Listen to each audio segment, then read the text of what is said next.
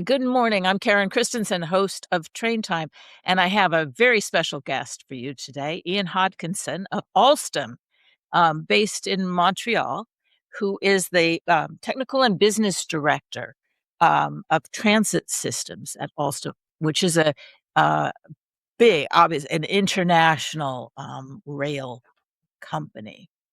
You can tell us more. You can correct me in any way you like. I'm welcoming it.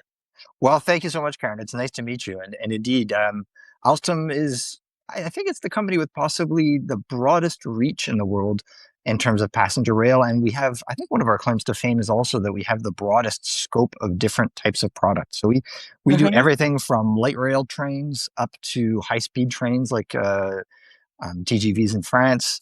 And a Mhm. little bit of everything in between, including monorails, automated people movers, metros and subway systems, all kinds of fun stuff like that. Excellent. 'Cause I'm very interested in those the th instead of thinking of one type of train, when people tend to whatever they're most familiar with, whether it's in the US, Amtrak trains or the Boston T, where in fact there's all kinds of different rail systems, and that is something I'd love to get across. But what's really on our mind, what brought you to us at Train Time, the big thing was talking about climate resilience because I think that Alstom has been doing a lot. In fact, I was looking at your website, and there's really a lot about sustainability there. Yeah, I mean, And so, talk us through how does this extreme weather we're experiencing relate to existing rail and to strategies for future rail? sure. So, I mean, first of all, I mean, sustainability is something that's incredibly important to us. And we're in the process of reducing and even eliminating carbon to the greatest extent possible from both from being consumed by our products, i.e., diesel trains, which burn gas and give off Mhm. CO2. But we're also looking at reducing the carbon emissions from our operations pretty much around the world. So yeah, sustainability is something that we're absolutely looking forward to, and something that we think needs to be factored in as part of the rail industry. Um, so there's lots of different ways to do that. Before we jump in, I thought there's a funny story that I could share, which is a few years ago, I was working on a project in Florida. I'll spare you exactly where in Florida. And one of my colleagues brought up a point and said, I'm really, really concerned about community feedback around our traction power substation. So the traction power substation is the device which basically converts electricity from the grid into power for trains. And Mhm. normally, these are kind of small kind of buildings or bungalows that are kind of scattered here and there around the rail Mhm. system. And he said, yeah, but you realize that this needs to be 6 feet off the ground. And I sort of stopped and thought, well, 6 feet off the ground? Why would you? I mean, yes, I can understand why people would be concerned if all of a sudden you have this huge Uh-huh. structure 6 feet up in the air. And he explained it was because of sea level rise. And so basically the thing Wow. is that Wow. because you're concerned about sea level rise, you need to physically jack the substation 6 feet up in the air. And that's the best way to make it resilient. Because heaven forbid you have a Mhm. flood or a sea level event. The idea is you just put the equipment up high enough that it's out of the way and won't get Right. damaged. Yeah. And Yeah, so, I remember I was in New York during Hurricane Sandy, and wow, the okay. boilers were in the basements Right. in Right. those days, and Yeah. they got flooded, And and they then got they flooded. started moving them up. Exactly. Yeah. Exactly. And so that was just an interesting story that made me realize, this is Mm. this is real. And actually it's very heartening to hear that people are thinking about it. Yeah. Um, I think one of the tricks with resilience, I think there's a few things, first of all, even before jumping into the technicalities of making the train system resilient, Uh-huh. one of the things I don't think that we think enough about is we realized if you think about transportation systems as a whole, rail is a kind of a resilient element in of itself, right? Because a lot of the time Yes. train tracks are on a separate path and in a separate guideway, et cetera, and independent of the road network, they complement the road Yeah. network. And that gives our, Uh-huh. our overall transportation network resilience. And I think Mhm. it's one of the things that's wonderful is people talk about the transportation cocktail, and I'm lucky because Mhm. living in Montreal, I get to experience it where I can wake up and decide Mhm. I'm going to take a bike or a car or take the train or Mhm. bus. But having that multimodality is something that gives already a degree of resilience to Mm. our Yeah, transportation good network. point. Very good point. Yeah. But then if we think about the technicalities, then yeah, it's a multifaceted approach that's required. It's yes, there's trains and building trains to be more resilient for extreme heat or cold or things like that. And we do a little bit Mm, of all those things. But then there's also things like infrastructure. I mean, and making sure that the infrastructure yeah. is itself resilient and able to resist to different stressors and things like that. So, one of the big problems that happens with track is that when there's extreme heat, the tracks actually buckle or can actually snap and disrupt service. So, thinking about how to make Is track that more. what they're concerned about in France? I saw that some trains were being canceled, but I wasn't sure if that Well, was the heat or the fires. yeah, I'm not. Well, I'm not sure actually. I don't know on that specific case, but Mhm. one of the things we are running into across both the U.S. and Canada is as temperatures, average temperatures are going up. One of the things is that continuous welded rail, which is the type of rail that we have in those train Yeah, tracks, is like a constant ribbon of metal, if you will. And so yeah. as it heats up, it squeezes against its neighbors more and more and more and more and more, and that builds up pressure. And eventually, at some point, what happens is you can just have a snap where it pops out. So those even though those welding points could snap. Exactly. Yeah, It's the we have train. a weld rail here replacing the old 25-foot rail. But yeah, I see. And so when you have that, one of the tricks is that there's in designing that rail, one of the tricks is to try and anticipate what temperature you want it to be able to meet to. And so Yeah. historically, those have been kind of lower, kind of in the Mhm. 80s and 90s. But now, as we're seeing climate change increase, one of the challenges is try and design that rail temperature for higher and higher temperatures, so that you don't have that snapping and the issues that come along with it and stuff And like what that. do you do? Use different welding material or technique or It's what? actually more to do with the way you tension the rails. So part of the thing is that when you weld the rails together, you actually have to put them under pressure. You kind of squeeze Uh-huh, them to try and uh-huh. anticipate and simulate this pressure. And so part of that squeezing and the amount of pressure that you put onto it is is a function of what temperature it's eventually going to achieve. And so Oh, you have to kind of uh-huh. anticipate what temperature you think you want to design it for You'd and then sort of squeeze it accordingly. recalibrate Yeah. how it's uh-huh. Exactly. Yeah, So yeah, I mean that's one example. We're getting into the yeah, details a little bit, but yeah, no, I mean there's thinking about infrastructure. So where do the tracks go? What temperature, as we said, the tracks are going for? Thinking about things like flooding. Are we going to be in a floodplain or not? mhm. Making sure that that infrastructure is in a position to better resist events that come forward, and also trying to predict on a locality by locality basis what are the events that you're going to need. Are all kind of part and parcel with doing the planning required to try and make our rail systems more resilient. Someone told me once, some rail guy I've talked to, that keeping the water draining away from the rail was, like, the most important thing. I I don't know if it's true, but he said, "Just drainage, drainage, drainage, drainage." It's true. It's true. Drainage is extraordinarily important, and it's funny. It seems so basic, but we were just talking about earlier about rain and extreme rain and things like that. Yeah. It's one of the types of characteristic events that we're seeing are these kind of intense rain or intense precipitation. Mhm. And as we do so, and as we see these higher rain events, just ensuring that massive amount of water can flow away from the track bed and has somewhere to go, and that flow away has enough capacity to absorb all that water is part of ensuring that the water doesn't come up over the rails and eventually impact surface. So it seems kind of like it's funny Right. because it seems almost like an obvious thing, but it's really something I think we need to think about as we go forward. So, it I think when we first think about water and flooding, we think about, as you were saying, the sea level rise.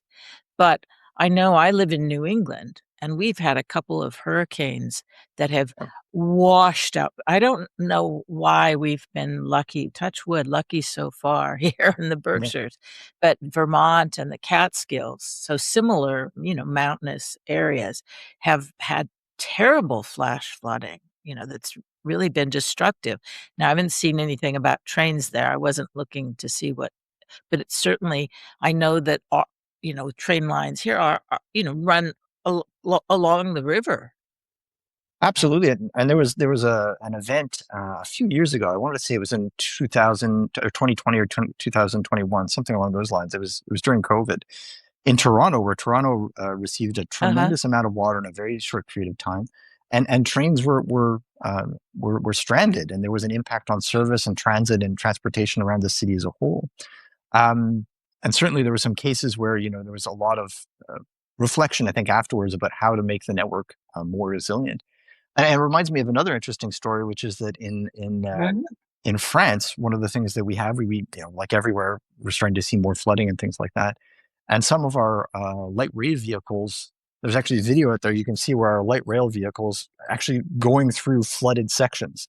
So even though there's kind of a foot of water on the Uh-huh. ground, they're still able to actually kind of Yep. navigate through. I think that's kind of an example of the I kind of was things. Yeah, Yeah. Yeah, I was wondering about that because I can remember talking to somebody who drove the trains years ago, and he would say that, when they snow rarely stopped them. yeah, Trains are really, really great at, you know, ignoring the weather, yeah, and just carrying on. I mean, it is one of the great advantages with, what they can they I guess some of them. Well, there's old movies, aren't there, with snow plows yeah, on the front of absolutely. trains and stuff. Yeah, Um, so there's always that. So, we have obviously existing tracks.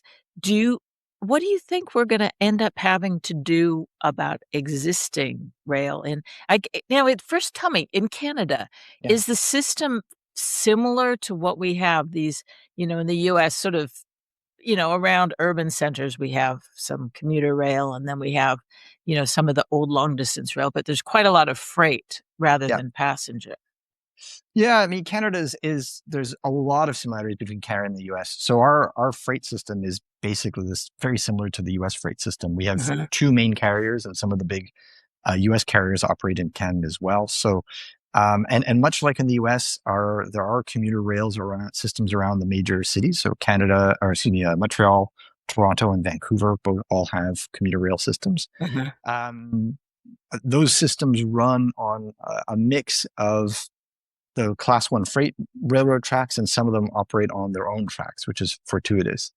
But the impact is that question Uh-huh. about competing with freight, or the dynamic between freight and passenger rail is Yep. very, very true. Yes.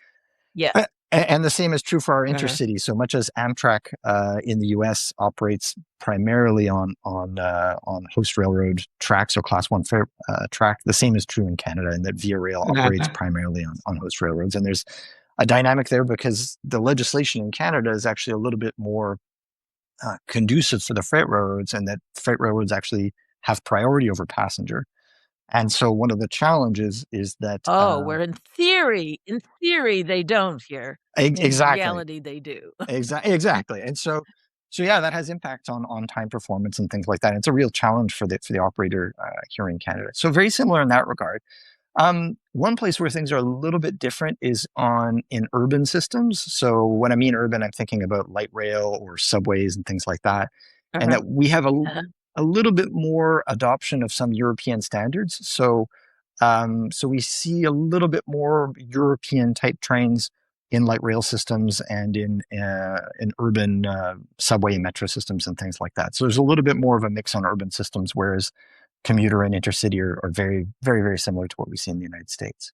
Mhm, mhm. Yeah, the freight, passenger thing really hit me because my son is traveling by train from Seattle to the East Coast What? and had a 5-hour gap in Chicago to Wow. get, but he missed the connection, Oh, oh no. to the Lakeshore Limited. He Yeah. was going from the Empire Builder to the Yeah. Lakeshore Limited. 5 hours.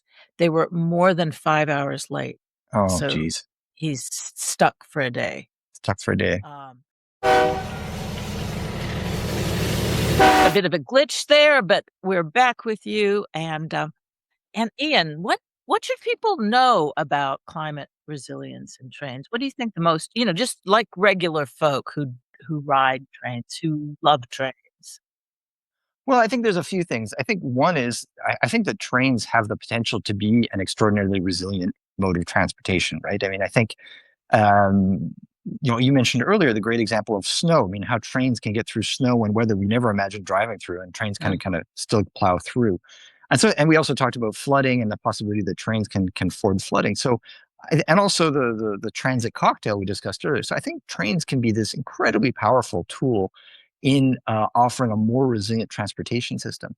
I think I think kind of the key to realizing that potential though is design, right?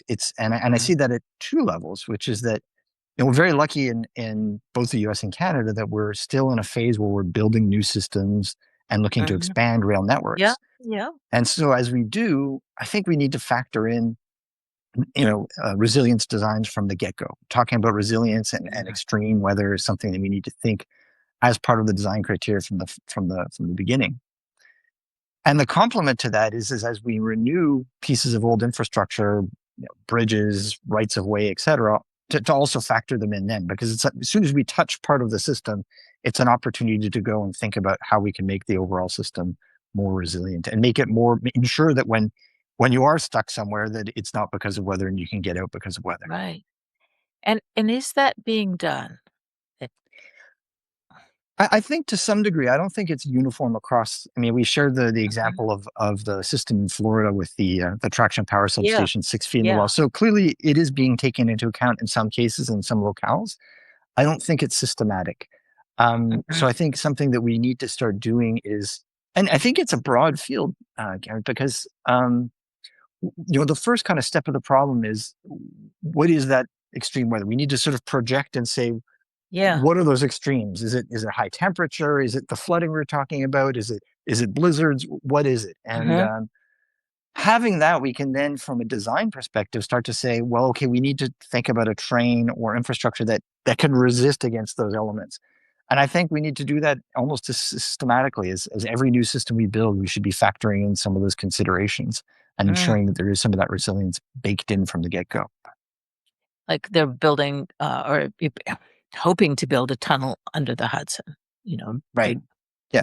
um, so that would be one thing. New York subway systems, we know, flood flood. Although I was reading about a place, in the London subway that, the tube, somewhere on the outskirts, one of the, out in Greater London, but it was flooding, and they did something with, kind of wetlands or planting stuff to, so there are all these creative things going on. I mean, how much are these, good ideas from one place or one country being shared? Well, it's interesting. You bring up a great point, in that we're only just starting to see preliminary guidelines and I don't want to say rules and regulations, but studies that are being done on kind of different. So, for instance, APTA in the US has a series of guidelines that were published only a few years ago that share kind of best practices that Yeah. kind of consolidate all of kind of the best practices in one place. And so it's a fascinating read and covers a broad spectrum of topics. In Canada, the Canadian Standards Association has a great document that actually it's a very easy read and really boils down basically what transportation systems should do going forward and gives them a kind of basic framework. Uh-huh. And Uh-huh. it's one of the things that we can bring to the table too, because we operate on an international basis. So we build trains for the deserts in the Middle East as much as we build trains for Arctic climates in Scandinavia and Canada and stuff like that. So one of the things we do is actually to try and liaise and ensure that our experts from around the world bring their expertise to bear on topics like resilience, and it's something that we can bring to the table as with an international footprint that makes us a little bit Really important. I mean, when I was looking at your website, I said Egypt, Sweden, Melbourne. yeah. I Yeah. thought, that is a pretty good range." And obviously there are, um, there's much to be learned from, both on terms of cost, but in terms of technology from other places,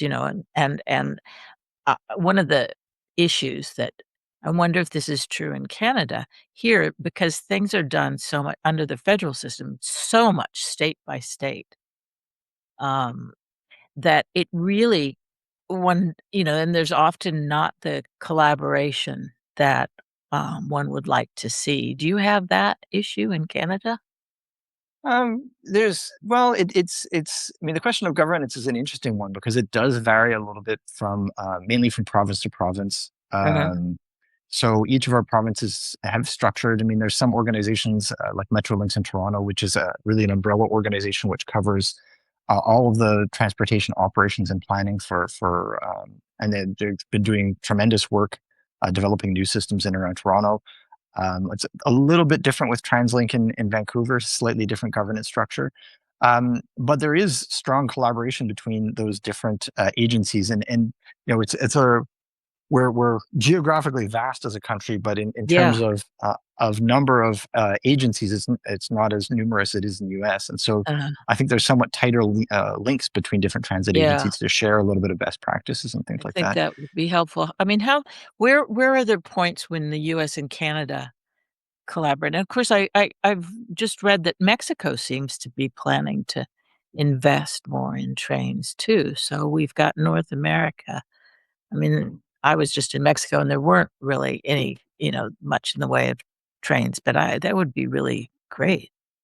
Well, there's a fantastic project in the Yucatan Peninsula that we collaborated on called the Train Maya, which just went into service a Uh-huh. few years ago, which operates all the way from Tulum all the way around to I think it's Merida, if I'm getting it wrong, and I forget if I got the terminal, but it's hundreds and hundreds of miles of transit, and so there is a real push in Mexico to develop Yeah. more and more rail, and the government we know, as you mentioned, is looking at new rail systems and things like Yeah. that, which is I think it'd be fantastic. It's a tremendous potential for, as you say, both for North America, but also for Mexico as well. Yeah. Um, yeah, no, and it's interesting because even in those contexts, we see a study of extremes, and some of the challenges we see in Mexico are things like extreme rain events and storm on the Yeah. Yucatan. Here in Canada, we have a system which operates in Edmonton called the Edmonton Valley Line Southeast, Mhm. which I mean Edmonton has winter. It's Oh, I my bet in Canada has winter, that's right. real winter, And yeah, it's they real get. I mean, deal. here's the refreshing thing is from a units perspective, they get down to minus 40, and at minus 40, it doesn't matter whether we're talking about Fahrenheit or Celsius. Uh, we just understand each other. It's cold, and yeah, we still, even though they get extreme winter and extreme cold, we're hitting just around 99% on time performance. So Oh, isn't that even in interesting? extreme weather, Yeah, you can yeah, provide yeah, real reliable service, yeah. regardless of vast climate changes. I was just talking to one of my colleagues last night. We did a sort of chat call, and we were just saying if people just realized how great trains are, just a lot of Americans haven't experienced, and probably that's true of Canadians, where Europeans have had, and people in China have taken to the trains like crazy. But a lot of people have in America have never. I never rode a train till I was 18 or something. In England, I'd never been near a train. So that and that example of, that they just trains just carry on. There's such amazing reliability there. Um, so I want to pick your brains about electrification because that comes up a Sure. lot. It's a question I get, and I don't know enough about it. So, what about electrifying, existing lines and then planning that into, new projects? Sure. I mean, the great news about electrification is the base technology is something that we know pretty well, right? I mean, it's something that's been around for good heavens, probably 100 years or thereabouts. Mhm. Where there's so I mean, as a technology, it's and also trains that are electrified, as we know from Europe. There's lots of trains available. So from a rolling stock perspective, it's definitely something we can do. Uh-huh. Um, the challenge and where we see a challenge is on the economics, and there's an interesting discussion here is around um, basically when does it make economic sense? Because obviously, like all things, there's a cost with electrifying. You have to go and Yeah, put up the poles, put in traction power yeah, substations, string the catenary, et cetera. And so, what we've often shared as kind of a perspective is that it's really a function of how much traffic tends to be on the line. So there's uh-huh, kind of a business case almost to be made around, very high density lines that where you see very frequent trains, and there's no absolute number, but mhm. conceptually you have say multiple trains an hour. Right. Then there starts to be a case where you can say, okay, well the expense of putting up the wire makes sense, right? Because that Yeah, that allows you to do so. Um, there's there's on lines where yep, there's less definitely. traffic. One of the things we're seeing in Europe is actually this is where battery trains and even I hydrogen wanted powered to ask trains. you about that. Yes, Yeah. yes. So and it's interesting because really where battery trains and hydrogen trains are taking off in Europe is on lower density lines. So if you even look at a Right. map of electrification of Europe, it's all the high density, high speed lines, but also Mhm, the lines that mhm. have lots of traffic on them. They have electrification. Whereas the kind of smaller line that's maybe a single track. Yeah.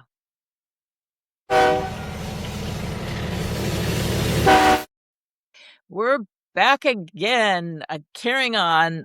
We're gonna beat we don't let technology get We in our way. will. Dare I make the pun, Karen? That we'll be resilient. We are resilient. All right.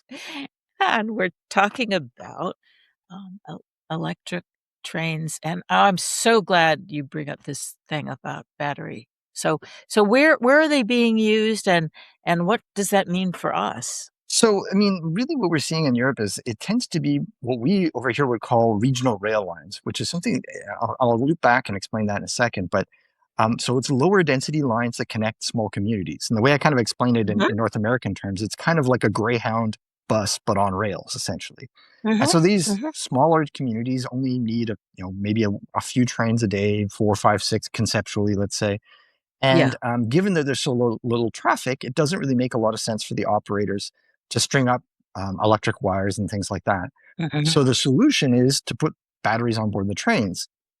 And mhm. so what's fascinating though, from an operational perspective, particularly with battery trains, is that battery train can conceptually run under a catenary, so under an overhead wire when one's available and be recharging its batteries. And then it switches off to to the unelectrified Uh-huh. portion and just keeps running off of its own battery power. And so Oh, it yeah. gives a lot of flexibility.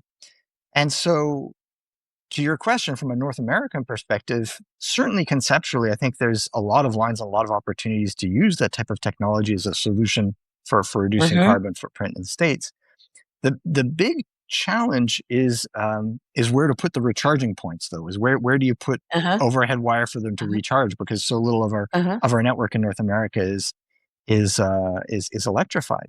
And so uh-huh, that's been one of the real challenges because we've looked into this with a uh-huh, number of customers. And one of the things that keeps coming back is, well, I have to put in a substation. How does that work? How do I put in the wire? uh-huh, Stuff like that. uh-huh, But conceptually, uh-huh. it's certainly something that could work over here. And I know that a number of authorities, like the MBTA, but amongst others, are looking at electrification and battery powers as an alternative here as well. That's really great. What about the equipment? That's the other thing that comes up a lot and that I find, when you know, I I was reading about, Eurostar was changing their order for Mhm. cars to make them more heat resistant, but it was also they could do it because there was a very long time span till they were gonna get like, the delivery was 2029 or something, and I don't think we make do we what train equipment do we make in North America? Well, so yeah, so the Eurostar order is an order for our Avelia Horizon. So Avelia Horizon is a Mhm. double deck high speed train. So it's a train that can go up Uh-huh, to 320 kilometers per hour. So that's doing the conversion. It's 180, 200 miles per hour, roughly mhm. speaking. And indeed, there was a request to increase the temperature to 55 Celsius, and what that Mhm. entails is things like making heating and ventilation and air conditioning units that are more performant, um, Uh-huh. making Mhm. sure Yep. electronics on board are more resilient and things like that. And what's interesting is we actually do build a similar train in North America, where it's the Avelia Liberty, which is also known as the next generation Acela or Acela Next Gen, Uh-huh. which is going Uh-huh. into service on the Northeast Corridor. And that's a train that currently is designed to work at 260 kilometers per hour, so which is I want to say 160 miles per hour, but excuse my math if I get it incorrect. Thank you for yeah, 'cause I'm no good at it, and I'm sorry we still use miles, but, No, no, it's my apology, yeah. but so it is, and the Avelia Liberty is literally shares the DNA with our vehicles, our high speed trains in France and stuff like that. But Uh-huh. that said, the Avelia Liberty is the first high speed train of its ilk in North America, and by and large, Uh-huh. the other trains that we build in the U.S. and Canada are light rail trains. We have a brand called Citadis, so it's our Citadis type vehicles, or subway cars, or eventually commuter rail cars. Mhm. Because getting the equipment, say you put in a new passenger rail line or increase service on an existing line. One of the discussions in Massachusetts was about adding service on the east-west line, on Mhm. the existing east-west line, not building high-speed rail, but just making it so there was more than one train a day. Yeah. And and then you start saying, "Is there the equipment to do that?" Well, there's a real challenge there. It's actually interesting you should bring that up, which is that if you look at all the different authorities that operate trains, passenger trains, be it in the U.S. or Canada, but across the U.S., you'll see that the trains themselves are quite often slightly different, right? They physically look Yes, a little bit yes, they are. different, right? I've been noticing that, Yeah. So yeah, some are yeah. double decks, some are single decks, et cetera, et cetera. And one of the challenges that I think faces us as an industrial company, but also our customers, is that there's not a high degree of standardization on what type of trains actually operate on all those different types of tracks. Mhm, And so, in cases like the one you're evoking, where, okay, we'd like to add a little bit more mhm. capacity to a line, so let's go order two, three, five, 10 more trains. Yeah, It's complicated because basically the authority either needs to exercise an option on an existing contract if they already have someone making trains for them, uh-huh, but or they need to come up with an entirely new contract. So it's not like with kind of cars where you can sort of say, I'm going to have, give me 10 more off the end of the line when you get the mhm. chance to make them for them. We basically often find ourselves having to start up and build entirely new trains because every owner has kind of their own specific specifications. Oh, and from your point of view, in terms of manufacturing, that must be a nightmare. It's not very efficient, right? I mean, there's definitely an opportunity Right, there. it Yeah. wouldn't be efficient. Yeah, Yeah. I mean, there's definitely an opportunity there. That's something to be considered, to say, well, maybe there's an opportunity to look at a greater degree of standardization. And then we could start yeah. again to a scenario where we are just running the line and you run a few more off the end type of thing. But it's something that's not necessarily the case right now. Um, Oh, that's part of the complication and the timing. Obviously, it takes right. longer if you have to And sort of it's start afresh. Yeah. exactly, and also it has the potential to be expensive because there's additional engineering and project costs and things like that which need to be factored in as well. Whereas if there was already something conceptually that's just, you're in production, you can just roll a few more off the line. It's Mm. more cost effective as well. Yeah, to my mind, one of the things that really should change in the United States is that there should be more direction from the National Department of Transportation that would standardize certain things to be, you know, practical like that to make but you'd have to have a national strategy where you say, "We want to improve and expand our rail network, Yeah, and so passenger rail network." it's certainly something that we're talking about with customers because we do get requests like you're highlighting where it's like, oh, I need a few more trains now. What can you guys Mhm. do? And then we have to sort of look at, well, what do we have in production? This is what we're building. If you want some of these, we could, maybe that could work. Uh-huh. Oh, that's not going to work, et cetera. So yeah, having Yeah. some kind of a framework which allowed for greater consolidation, I think we could lead to efficiencies and would be a win-win for everyone. I mean, agencies wouldn't have to Yeah. wait quite as long. They wouldn't have to spend quite as much. So it's certainly something that we think is has potential upside for everyone. Good. I think that people who listen to this and who read Trainheim will be, will find because 'cause we're looking for things that can be done and that people with some influence, or authority can, work towards Abs- and promote. So that certainly is one. That's okay. This has been really helpful. I may pick your brains another time about some other technical issue with rail. I go down. I knew nothing about this, but I'd go down and sometimes when they were putting in the new rail, I'm going and I'm touching it. Just Well, you'd find we have a facility here just outside of Montreal called our prototyping center where we literally try out new techniques and technologies uh-huh. and intentionally break things and do fun stuff like that. So if you're ever in the Montreal area, let us know. We can. Oh, I actually have been talking about going. I wanna make a trip to Canada. Sure. Just saying, "Gotta go to Canada." And it's easy for me. I can take the train up there from It's Hudson, New York. That's true. That's true. And once, Piece of cake. yeah, yeah, yeah. No, I've ridden the train from Montreal to New York City once, and I've also once with my family. I drove to Albany and then rode Amtrak from Albany down to New York City. It was which was wonderful. Yeah. So, no, Montreal we've actually been talking about a trip to Montreal, so that is an extra incentive. Absolutely. Yeah, I just wanna get to Canada. I can't get to China as easily as I used to, so I'll but, there's lots of other countries, There so, are. And well, if you are in Canada, certainly please, or if you come to Montreal, let us know, and we'd be yeah. happy to meet you and show you around, That show would a few train be things. yeah, that would be terrific. I'd love to do that. Sure. All right, great, Ian, thank you so much, Thank you, Karen. It's and been I will a send you a pleasure. link when we're done, but much appreciated. Really, really helpful, interesting. Likewise, an interesting conversation. Thank you so much for your time, and it was absolutely a pleasure. And let us know if we can ever help again. Okay, take care. Bye-bye.